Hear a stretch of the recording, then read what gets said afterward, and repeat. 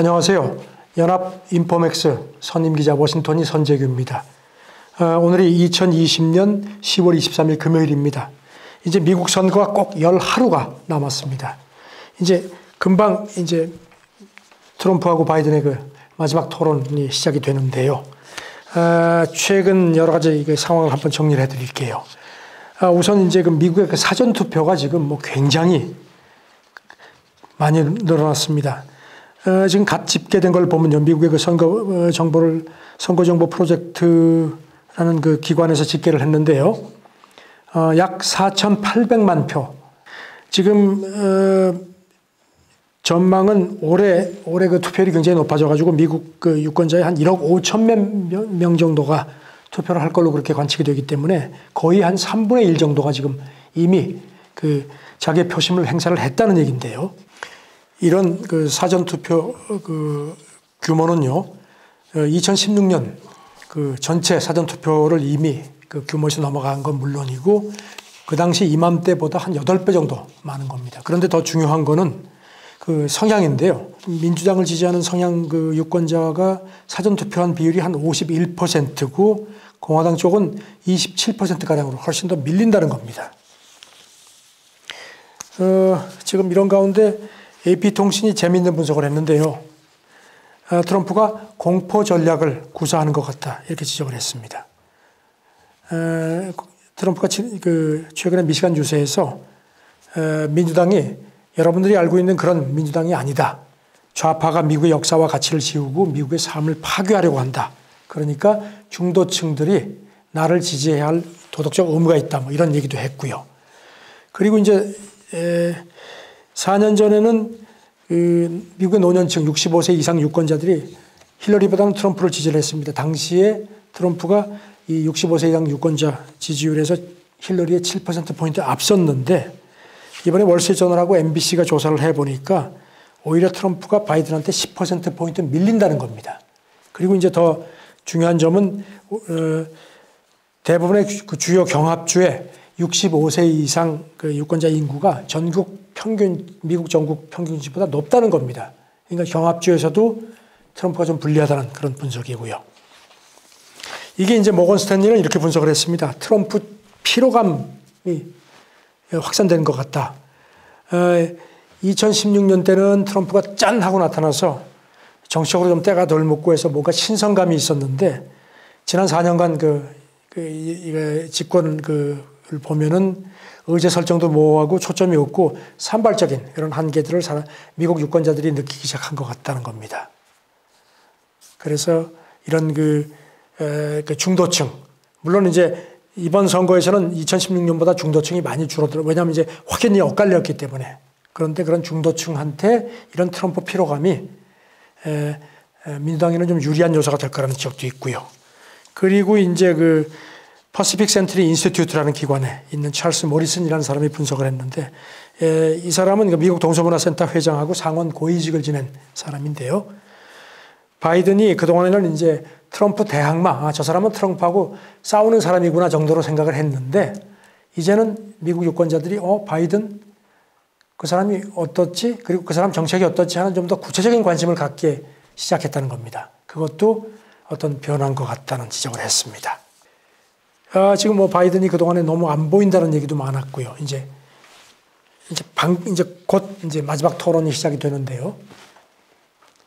아무래도 말실수가 좀 많고 나이도 많고, 트럼프에 비해서 이제 3살이 위고 우리 나이로 78살입니다. 그래서 그 마지막 토론 준비에 집중하느라고 이제 그동안에 꼼짝을 안 했다는 얘기도 있는데, 그래도 지금 여러 가지 그 조사들, 최근 조사들이라든가 월가의 그 추이를 보면요, 바이든 우위가 쉽게 뒤집히기는 어려울 거라는 그런 분석들이 많습니다. 물론 뚜껑은 열어봐야 되겠지만, 이제 특히 그 공화당 텍사스 같은 경우는 공화당의 텃밭인데, 1976년 지미 카터 이후에 민주당 대통령 후보한테 표를 준 적이 없거든요.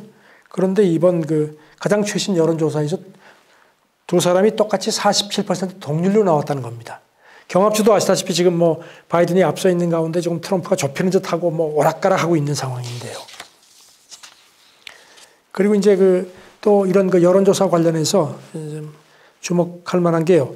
그 파이낸셜 타임즈가 미국의 피터 피터슨 재단하고 같이 이제 트럼프 경제 정책에 대한 그 유권자 불만을 조사를 했는데, 트럼프 정책이 미국 경제에 도움이 됐다는 그런 비율이 44%로 나왔는데 반해서 트럼프가 오락가락하는 바람에 미국 경제가 망쳤다는 비율이 46%로 오히려 2%포인트 높게 나왔습니다. 이게 올해 들어서 이런 식으로 트럼프에 대한 비판적인 시각이 처음이라는 겁니다. 코로나 팬데믹이 본격화되기 전인 3월 정도만 해도 트럼프가 그래도 잘한다는, 경제 정책은 잘한다는 그런 비율이 아니라는 쪽보다 한 11%포인트가 높았는데, 완연하게 이런 판도가, 그러니까 트럼프의 필살기가 아시다시피 경제 카드인데, 이런 경제 카드에서도 지금 많이 좀 불리해졌다는 지적인데요. 하지만 또 트럼프가 마냥 경제에서 밀리는 거는, 그 경제에서 이렇게 불리한 것만은 아니라는 그런 지적들도 있는데, 그걸 뒷받침하는 지표들이 지금 최근에 좀 나왔습니다. 오늘 새벽에, 오늘 이제 23일인데, 미국의 그 기존주택 판매, 그 다음에 경기 선행지수, 주간 실업보험 청구자 숫자도 나왔는데, 이게 모두 월가 예상치보다 양호하게 나왔습니다. 그리고 이제 오는 29일 날 미국의 3분기 GDP 지표가 나오는데, 지금 뭐 아시다시피 지난 1분기, 2분기는 코로나 충격 때문에 뭐 마이너스 성장이 굉장히 골이 깊었습니다. 그런 것도 있고 해서 굉장히 좋게 나올 거라는 관측이 많습니다. 지금 CNBC는 한 30% 정도 플러스 성장한 걸로 나올 거다, 이런 관측을 했습니다. 지금 TS 롬버드의 스티브 블리츠 수석 이코노미스트는 예상했던 대로 미국의 V자형 그런 회복이 되고 있다는 그런 게 뒷받침된 거다 하면서, 이게 트럼프한테는 10월의 마지막 서프라이즈 아니겠느냐, 뭐 이런 분석도 했습니다. 하지만 역시 핵심은 추가 부양책인데, 지금 이 순간에도 지금 펠로시하고 그 문우신 재무장관하고 지금 기싸움을 계속하고, 트럼프는 계속 펠로시 때문에 안 된다, 펠로시가 계속 한다는데, 이제 펠로시도 이제 이게 만약에 안 되면 자기가 막말로 똥바가지를 뒤집어 쓰면 좋을 게 없으니까 거의 다 됐다 하면서 뭐라고 얘기를 하냐면, 하원은 민주당이 장악하고 있으니까 하원은 통과가 될 수 있어도 상원이 공화당이 장악하고 있는데 상원에 가서는 글쎄 모르겠다. 지금 상원 공화당 원내청문은 대선 끝나고 합시다거든요. 이 사람은 아주 트럼프한테 끝나고 차분하게 하자. 트럼프가 불만이 많죠. 그러니까 이것도 지금 선거 전에 타결, 물론 이제 뭐 극적인 어떤 게 있을 수 있지만, 저는 트럼프가 원하는 그 선거 전 타결은 조금 힘들지 않겠느냐는 관측이 아직도 많습니다. 물론 뭐 항상 이렇게 정반이 있게 마련인데, 지금 월가 쪽에서 최근에 나오는 얘기들은 누가 되더라도 미국 증시 탄력은 이어질 거란 쪽에 그런 얘기들이 좀 많은 것 같습니다. 야데니 리서치의 에디 야데니 창업자, 이 사람은 물론 이제 강세론자인데요. 얼마 전에 지난 20일에 니케이하고 회견을 했는데요. 누가 당선되든지 조금 시차가 있겠지만 대규모 재정 투입은 불가피하다. 그래서 이게 경기 회복하고 증시 상승세로 이어질 거다. 그러면서 물론 선거 결과의 불투명성이 증시에 부담이 될 수도 있지만 일시적이다. 그래서 내년 증시는 자기는 청신호라고 본다고 얘기를 했고요. 다만 이제 미국, 중국 무역 갈등은 낙관이 어렵다. 이건 뭐 바이든이 돼도 마찬가지다. 약간의 정도 차이는 있겠지만 이렇게 전망을 했습니다. 브린모 트러스트의 그 제프리 밀스 CIO도 코로나 위기에도 미국 증시가 상당히 자기가 보기엔 놀라울 정도의 그 탄력을 유지를 해왔다.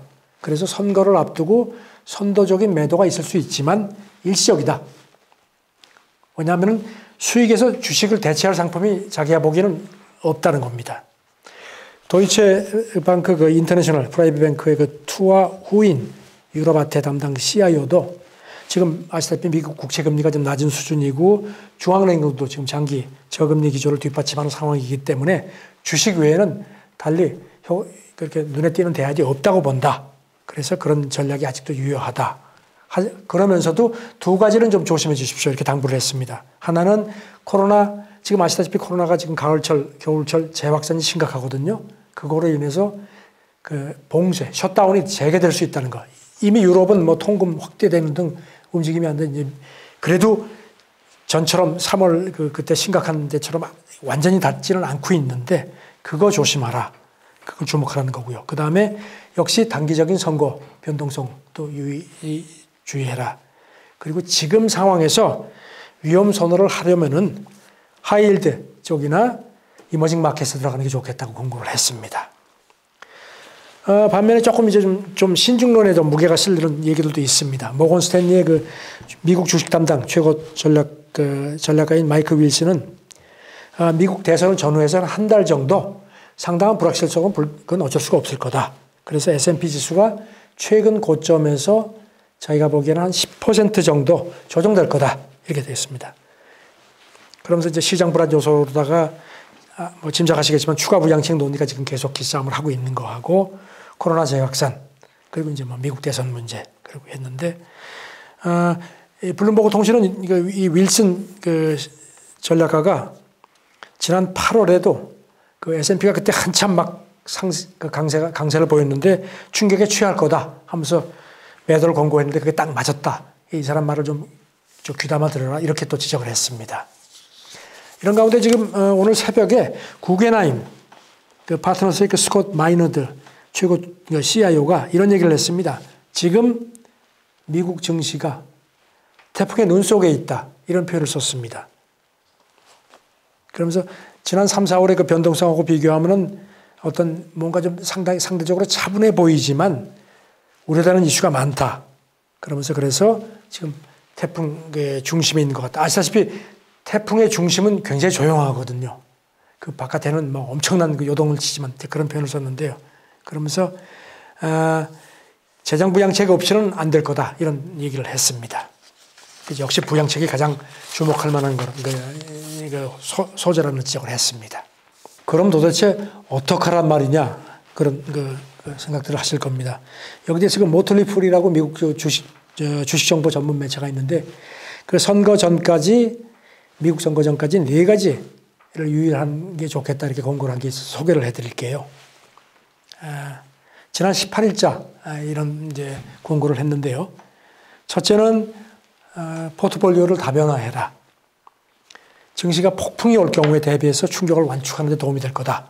그리고 그리고 자기가 생각해서 보유 주식이 충분히 다변화되어 있지 않다고 생각을 하면은 하나의 방안으로 인덱스 펀드를 추가하는 것도 나쁘지 않을 것 같다 이렇게 얘기를 했고요.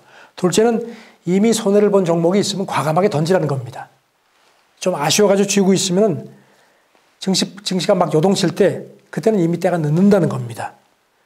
그리고 이제 세 번째는 뭐 짐작하시겠지만 현금을 좀 가능한 한 쥐고 있어라. 왜냐하면은 선거 때문에 이제 증시가 이제 중기 변동성이 굉장히 많고 그런 우려가 큰데 이게 반대로 저가 매수 기회이기도 하다. 그러니까 현금을 쥐고 있으면은 그동안에 비싸서 손 못 대던 종목도 싸게 살 수 있기 때문에 그게 좋겠다 이렇게 얘기를 했고요. 이제 마지막으로 흔들리지 않는 그 훈련을 좀 해라. 겁먹지 말라 이겁니다. 그동안의 사례를 보면은 설사 그 상황이 증시가 막 흔들려도 나중에 이렇게 보면은 그게 그렇게 결국은 저렇게 빨리 회복될 걸 내가 왜 그랬나 하는 후회를 하는 경우가 많다는 겁니다. 그래서 이렇게 냉정을 유지하는 그런 좀 멀리 보는 그런 자세가 필요하다 하면서 모틀리 풀은 결론적으로 누구도 선거 결과에 대해서 지금 뭐라고 얘기를 하기는 힘들지만 최악에 대비하기에는 아직도 최선의 상황이다. 이걸 잊지 마십시오. 이렇게 지적을 했습니다. 신흥국 국채 쪽에 관심을 가져라는 그런 그 권고도 있습니다. 골드만삭스인데요. 지난 19일에 이제 베런스가 이 보고서를 이제 보도를 했는데요. 신흥국 국채가 아직은 미국 고금리 채권 같은 강세 흐름을 보이지 않고 있다. 이게 전제하면서 이거는 신흥국 국채가 밸류에이션에서 아직 매력이 있다는 얘기라고 이렇게 지적을 했습니다. 그러면서 이제 그런 걸 뒷받침하는 이제 지표로다가 뱅크 오브 아메리카의 고금리 세계 국채 지수 총 수익률을 지적을 했습니다. 이게 지난 3월 말부터 최근까지 약 13% 수익률을 기록을 했는데 이게 같은 기간에 그 미국 고금리 국채 지수의 한 절반밖에 안 된다는 겁니다. 그만한 탄력을 아직 가지고 있다는 겁니다. 물론 보고서는 그 신흥국 국채가 물론 미국의 투자등급 채권보다는 리스크가 크다. 반면에 미국 고금리 회사채에 비해서는 세계 경제 둔화 가능성에 대해서 신흥국 국채가 노출 위험이 낮다는 겁니다. 왜냐하면 그 디폴트 확률이 아무래도 신흥국 정부보다 기업들이 더 높으면 높지 낮지가 않기 때문이라는 겁니다. 그리고 이제 골드만삭스는 신흥국 경제가 지금 전망 개선, 중국도 그렇고 개선이 선진국보다 이거 전망 가능성이 더 좋은 것도 고려를 하라고 했고요. 그리고 이제 아무래도 미국 대선에서 민주당 승리 가능성이 현재로서 높은 게 신흥국 고금리 신용 자산 실적을 미국 고금리 물보다 더 끌어올릴 수 있는 그런 요소다. 그러면서 또 이제 마지막으로 선진국이 지금 계속 그 통화 기조를 이제 저금리 기조를 유지를 할 걸로 지금 뭐 이렇게 관측이 되는 상황이기 때문에 이제 수익률이 낮다. 그래서 그 수익률을 쫓는 글로벌 투자자들이 신흥국 채권 그 사람들한테는 신흥국 채권이 좋은 대안일 수밖에 없다는 겁니다. 그러니까 신흥국 국채 쪽에 좀 더 관심을 갖는 게 좋다. 이렇게 권고를 했습니다. 지금 이제 트럼프가 이제 과연 제대로 승복을 할 거냐. 여기 대해서 백악관과 안보보좌관이 선거가 공정하게 치러지면 물론 승복할 거다. 그런데 이제 공정하게 이게 이제 포인트입니다. 그러니까 아직도 이제 불안감은 있는 겁니다. 이런 가운데 트럼프가요, 자기한테 상당히 호의적인 그 미국의 그 신생 웹사이트 아웃킥이라는 데가 있는데 여기 저널리스트하고 이제 회견을 한 게 있습니다. 그런데 뭐라고 얘기를 했냐면은 좀 퉁명스럽고 그런 얘기가 많습니다 했더니 네, 재선되면은 좀 더 친절해지고 좀 더 점잖게 하려고 한다. 그러면서 내가 일기에는 워낙 할 일이 많아가지고 바빠서 못했다. 이렇게 얘기를 했는데 글쎄요. 그렇게 할 수 있을지 그건 모르겠습니다. 저는 뭐 이제 하루가 꼭 남았는데 참 한 번쯤 더 정리를 해둘 기회가 있을 것 같습니다. 지금 이제 마지막 토론에서 트럼프가 이번에는 이제 뭐 제대로 마이크도 끄고 막 이런 식으로 하기로 했는데 글쎄 트럼프가 또 어떻게 바이든을 갈굴지 좀 한번 지켜보죠. 감사합니다.